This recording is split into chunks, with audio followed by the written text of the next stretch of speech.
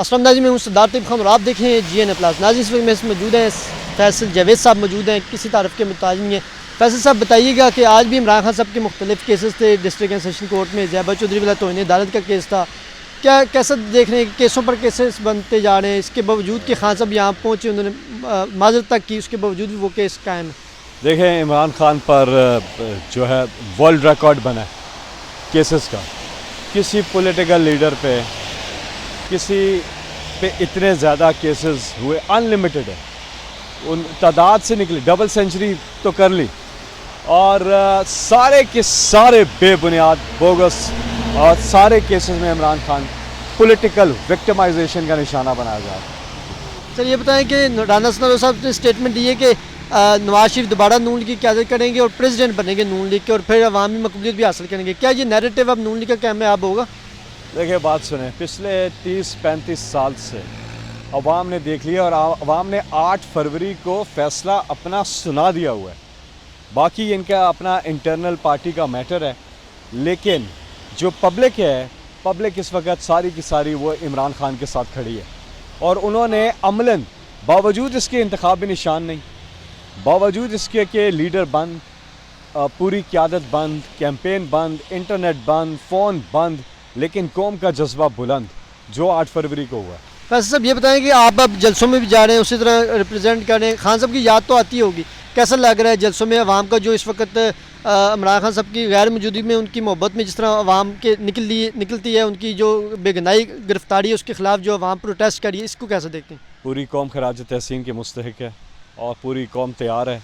और कल आपने देखा कि कितनी बड़ी पूरे पाकिस्तान में रैलीज़ हुई हैं, और कौम का एक मुतालबा है कि कैदी नंबर 804 की रिहाई।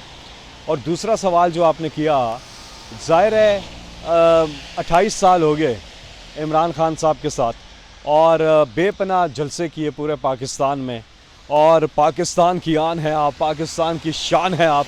जब मैं कहता था तो खान साहब पोडियम की तरफ चलते हुए आते थे, तो अब जब हम स्टेज पर होते हैं तो बहुत ज़्यादा कमी महसूस करते हैं इमरान खान साहब की, और अल्लाह से दुआ करते हैं कि जल्द उसी तरह से इमरान खान जो हैं वो सीढ़ियों से चढ़ के आ रहे हैं, और अवाम का एक जम्मे गफ़ीर उनको वेलकम कर रहा है और कह रहा है कि पाकिस्तान की जान है आप। सर, अगले महीने खान साहब का 1 साल होने वाला है जेल में, कैसा लग रहा है खान साहब, मतलब क्या जेल में 1 साल होने के बावजूद उनकी रिहाई कब तक मुतवक्के होगी?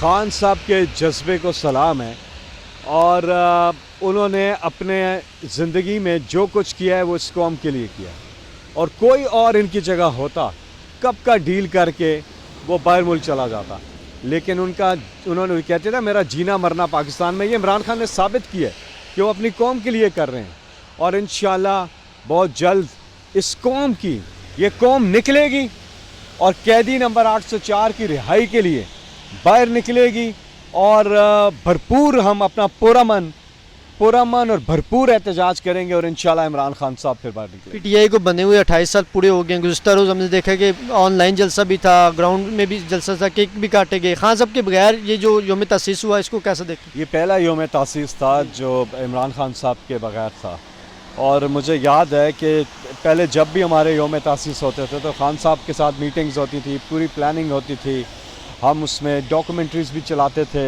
और PTI के सफ़र पर काफ़ी हमारे जलसे होते थे ज़बरदस्त किस्म के।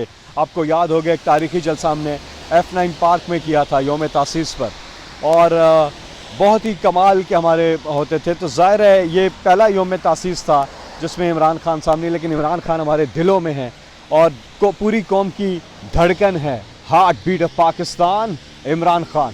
लास्ट में जो वॉलंटरीली सोशल मीडिया है और जो PTI ऑफिशियल सोशल मीडिया है, उनको क्या पैगाम देने का?